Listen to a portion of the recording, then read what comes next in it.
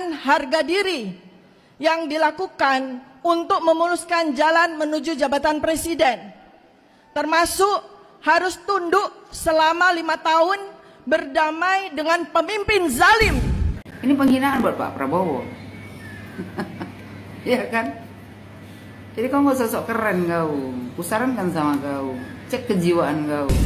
Kejadian akun Fufu Fafa ini menjadi ujian pertama bagi Presiden Prabowo. Mungkin didengar Pak Prabowo juga kau. Karena kau cuma sampah di negara Republik Indonesia. Mas Didit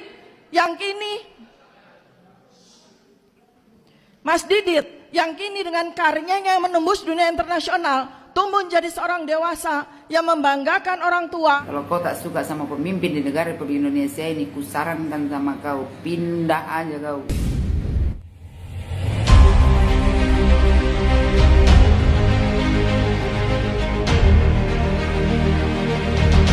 Setelah usai pelantikan Presiden Prabowo dan Wapres Gibran Rakabuming, Reply Harun mengadakan acara syukuran dengan judul Indonesia Tanpa Jokowi. Dr. Tipa, salah satu orang pertama yang mengklaim bahwa Gibran sakit jiwa, menyampaikan pidatonya di acara tersebut. Jika kita simak ya teman-teman, pidato dari Dr. Tipa ini, maka kita akan sadar dan paham betul mengarah kemana pidatonya ini. Adanya upaya menghasut dan mengadu domba dalam narasinya ini untuk memecah belah Presiden Prabowo dan Bapak Joko Widodo ya.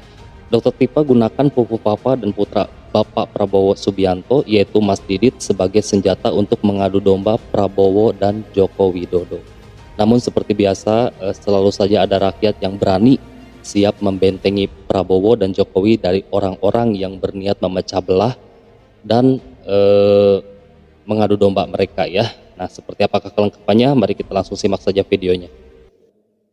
Hari ini tanggal 20 Oktober 2024, Indonesia memiliki presiden baru, Presiden ke-8 Bapak Prabowo Subianto. Selanjutnya saya sebut sebagai Presiden Prabowo.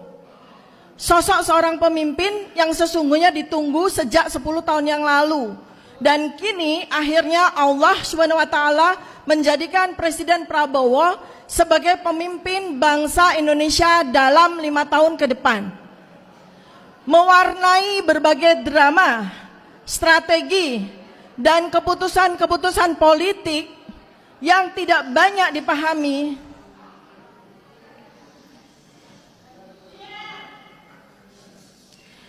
dan karenanya menghasilkan kekecewaan karena ketidakmengertian dan berbagai pengorbanan, termasuk pertaruhan harga diri yang dilakukan untuk memuluskan jalan menuju jabatan presiden, termasuk harus tunduk selama 5 tahun berdamai dengan pemimpin zalim. Tipa, seorang pecinta Anies Baswedan dan pembenci Pak Jokowi. Tipa ini sangat mencintai Anies Baswedan. Jadi segala cara dia lakukan untuk agar supaya Anies itu menjadi orang yang terhormat dengan cara menghina Pak Jokowi. Untuk menuju kursi presidensi, akhirnya cita-cita Presiden Prabowo terwujud.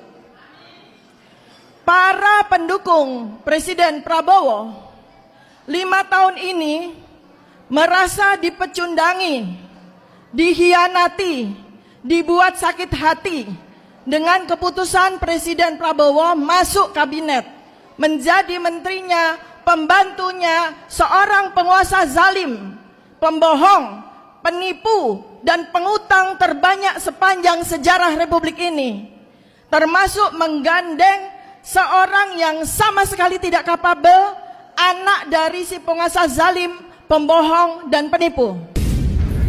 Pak Prabowo, kau akui Pak Prabowo, ya, Allah kabulkan cita-citanya menjadi presiden. Itu berarti takdir Pak Prabowo. Tapi kau kenapa mengingkari bahwasanya Gibran Rakabuming Raka memang sudah Allah takdirkan menjadi wakil presiden di negara Republik Indonesia ini? Kau ini dibungkus seolah-olah kau tuh tahu agama. kau bawa ayat Al-Quran, ya kan? Tapi kau mengingkari bahwasanya Gibran itu sudah ditakdirkan menjadi wakil presiden di negara Republik Indonesia ini. Jadi sebaiknya kau belajar agama lagi, nggak usah sok-sok keren kau bawa ayat Al-Quran. Padahal sebenarnya agama kau tak ada. Kalau kau punya agama yang baik, kau tahu kewajiban kau untuk taat kepada pemimpin. Kau tahu kewajiban kau untuk tidak menghina orang lain, apalagi pemimpin.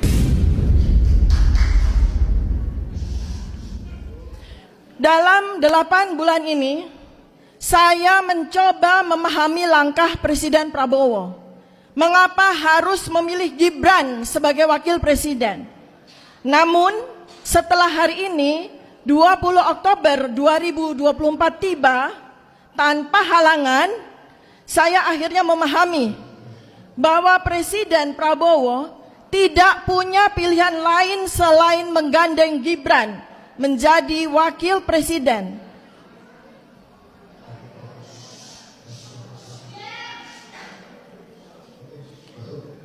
Untuk memastikan dukungan penuh si penguasa zalim mengucurkan dan menggelontorkan dana kampanye dan backup pihak-pihak termasuk lembaga-lembaga terkait dengan pemilihan presiden apabila Presiden Prabowo menjadikan anaknya sebagai wakil presiden. Kau bilang ya Pak Jokowi, ya kan,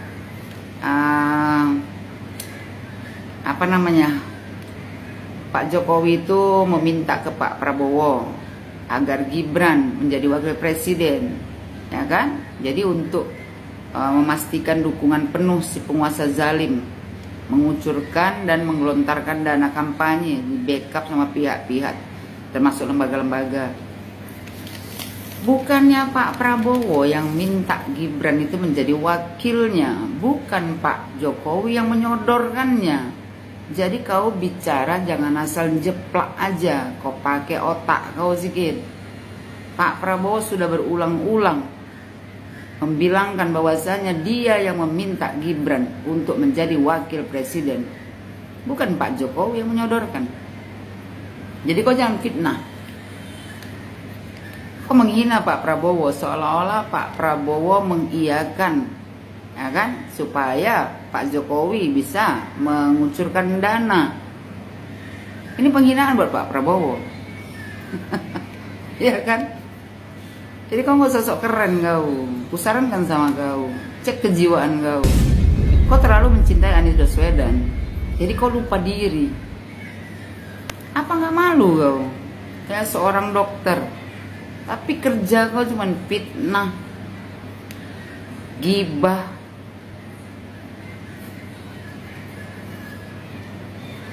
Ternyata ya, akhlak dan budi pekerti itu jauh lebih tinggi daripada ilmu yang didapatkan. Contohnya si Tipa ini, dia punya ilmu, dia dokter, tapi akhlak dan budi pekerti dia zero sama sekali. Jadi dia tidak tahu menghormati orang lain, apalagi pemimpin. Presiden terdahulu menjadikan anak dari presiden terdahulu sebagai wakil presiden. Ternyata Tuhan Allah SWT memiliki rencananya sendiri. Wa makaru wa makarallah berlaku dalam sebulan ini ketika mencuat akun Fufu Fafa yang selama 10 tahun ini dengan sadis, kejam, keji melontarkan berbagai caci maki, hinaan, risakan, bahkan fitnahan kepada Presiden Prabowo. Begitu keji pemilik akun Fufu Fafa ini bahkan menyamakan Presiden Prabowo dengan binatang landak yang menggelinding, menyamakan Presiden Prabowo dengan binatang yang menggemari makanan kroto, makanan binatang. Bahkan kekejian dan caci maki tidak cukup ditujukan kepada Presiden Prabowo saja. Tipa ini mengait-ngaitkan katanya akun Fufu Fafa. Tipa, Fufu Fafa itu geng kau sendiri yang buat. Ya, jadi kau nggak usah sok-sokan bilang saya sudah survei 8 bulan. Aduh, survei apa kau? dokter bengak kayak kau gini. Gak ada orang yang percaya sama kau, ya kan? Jadi nggak usah sok keren kau. Akun Fufu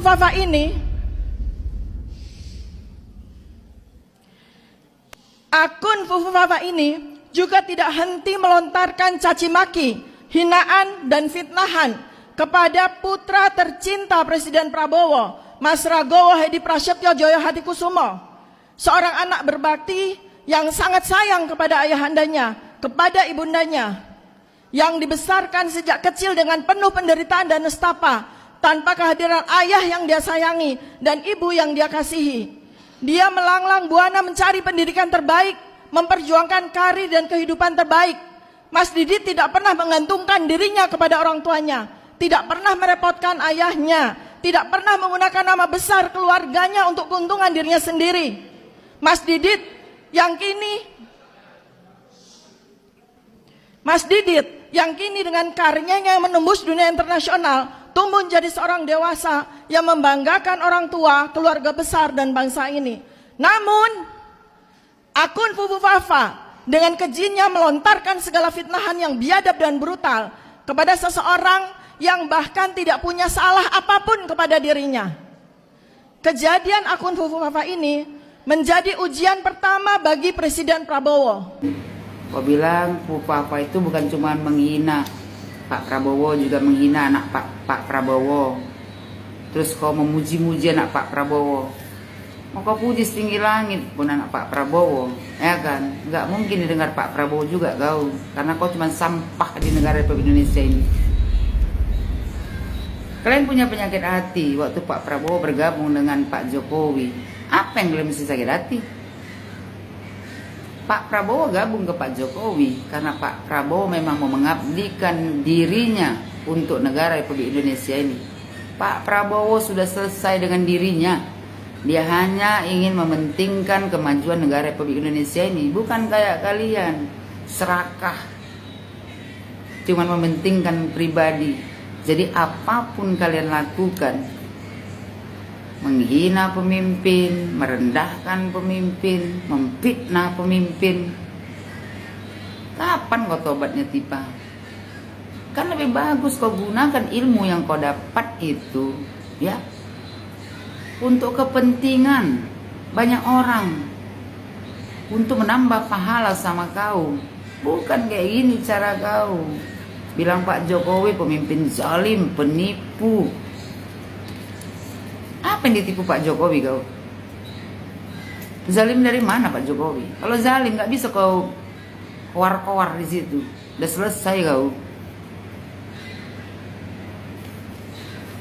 Ya, zalimnya di mana? Sedikit zalim. Habis itu apa lagi? Pembohong, penipu, utang terbanyak. Bengak. Kalau utang di Indonesia ini, ya di zaman Pak Jokowi banyak, tapi kau buka mata kau tuh bengak, pembangunan dari Sabang sampai Merauke, ya. Habis itu banyak lagi pembangunan yang lain dibuat Pak Jokowi. Cuman mata kau aja sama hati kau tuh yang terlalu dengki, ya. Jadi mata kau tuh buta, tidak melihat kebaikan orang lain. Diri kau sendiri yang busuk. Kau bilang Pak Jokowi, kau bilang Pak Jokowi penipu. Kau yang penipu, ya, menipu diri kau sendiri. Kau tipu diri kau sendiri, padahal kau sudah tahu bahwasanya kinerja Pak Jokowi itu bagus, tapi karena kebencian yang kau tanamkan di hati kau, ya kan? Jadi di otak kau tuh cuma ada kotoran, dan di mulut kau cuma ada kotoran. Kau ini tak ubahnya manusia bangkai. Wow. Yang tak pantas, ya, untuk hidup di Indonesia ini. Kalau kau tak suka sama pemimpin di negara Republik Indonesia ini, kusarankan sama kau, pindah aja kau. Gak usah banyak kowar-kowar mulut kau di situ. Kau hargai pakaian kau. Jangan bawa-bawa ayat Al-Quran. Kau jual ayat Al-Quran dengan sangat murah, hanya untuk kepentingan pribadi dan golongan kau saja. Belajar agama kau yang baik. Kau cari ustadz yang baik, yang bisa membimbing kau jadi lebih baik. Kalau kau tak malu dengan diri kau, setidaknya malu dengan pakaian yang kau pakai. Ya, sekali lagi sarankan sama kau, Tipa, cek kejiwaan kau. Nah, seperti itu teman-teman. Jadi apabila teman-teman semuanya tadi menyimak dengan baik-baik, pasti kalian paham ya, menjurusnya kemana pidato dari si Dokter Tifa ini gitu kan. Ada unsur mengadu domba dan menghasut ya. Jadi mereka ini memang sekarang tuh tujuannya untuk apa ya, menghancurkan hubungan Bapak Presiden Prabowo dan Bapak Joko Widodo ya. Dan mereka di sini menjadikan Pupu Papa dan putra sematawayangnya Bapak Prabowo yaitu Mas Didit sebagai senjata untuk memecah belah Bapak Prabowo dan Bapak Jokowi ya. Seperti biasa, kalau tidak menghina itu nggak asik gitu loh bagi mereka gitu kan. Semua di sini dia keluarkan ya, unek-uneknya yang didasari dengan kebencian kepada Bapak Jokowi perihal hutang negara ya. Presiden Indonesia mana sih yang nggak punya hutang? Semua presiden juga pasti meninggalkan hutang ya. Dari presiden setelah Bung Karno sampai presiden Bapak Jokowi, semuanya juga meninggalkan hutang gitu kan. Tapi yang perlu kita ingat ya, yang perlu kita buka mata lebar-lebar ya, setidaknya Bapak Jokowi meskipun meninggalkan hutang, tapi banyak pembangunan gitu loh. Dari Sabang sampai Merauke gitu kan. Mohon maaf ya, bukannya membanding-bandingkan, tapi presiden-presiden terdahulu sebelum Bapak Jokowi, pencapaian-pencapaiannya itu tidak luar biasa Bapak Jokowi ya. Di era Bapak Jokowi ini pembangunan banyak gitu kan. Ya semoga saja sih kedepannya kita berharap banget ya akan adanya undang-undang tindak pidana bagi orang-orang yang suka menzolimi pemerintah, menghina pemerintah, melecehkan pemerintah, ataupun menghujat pemerintah gitu kan. Agar orang-orang seperti mereka ini ada efek jeraknya gitu. Tapi itu masih diragukan ya, apakah orang-orang seperti ini bisa jerak juga. Nah, mungkin sekian video kali ini teman-teman. Ujang ucapkan terima kasih sudah mampir.